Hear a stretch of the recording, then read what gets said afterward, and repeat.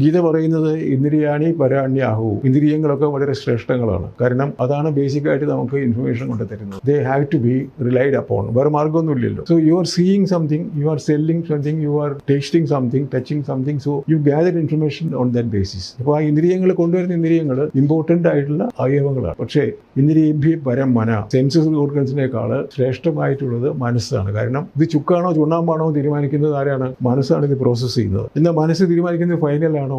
അല്ല. അതിന് മുമ്പ് തീരുമാനിച്ചു വെച്ച കാര്യങ്ങളുടെ വെളിച്ചത്തിൽ ഇത് ശരിയാണോ തെറ്റാണോ ന്യായമാണോ അന്യായമാണോ തീരുമാനിക്കുന്നത് ആരാണ്? ബുദ്ധിയാണ്. മനസ്സസ്തു പരാബുദ്ധി. അതുകൊണ്ട് മനസ്സിനേക്കാൾ ബുദ്ധി ശ്രേഷ്ഠമാണ്. ഇത്രയും മോഡേൺ സൈക്കോളജി എന്നുള്ളത് പടിഞ്ഞാറൻ നാട്ടിൽ സൈക്കോളജി വരെയായി. അതിൻ്റെ അപ്പുറത്ത് വേദവ്യാസിന് ഒരു സൈക്കോളജി ഉണ്ട്. അത് ഏ ബുദ്ധേർ പരതസ്തു സ എന്നാണ്. ഈ ബുദ്ധിയേക്കാൾ ശ്രേഷ്ഠമായി നമ്മിൽ ഒരു കാര്യമുണ്ട്. അതാണ് ഏറ്റവും വലുത്. അതിനെയാണ് നമ്മൾ ആത്മാവ് എന്നോ ഊർജ്ജം എന്നോ ബീജം എന്നോ ഒക്കെ പറയുന്നത്. ഇത് പടിഞ്ഞാറൻ സൈക്കോളജിയിൽ ഇല്ല.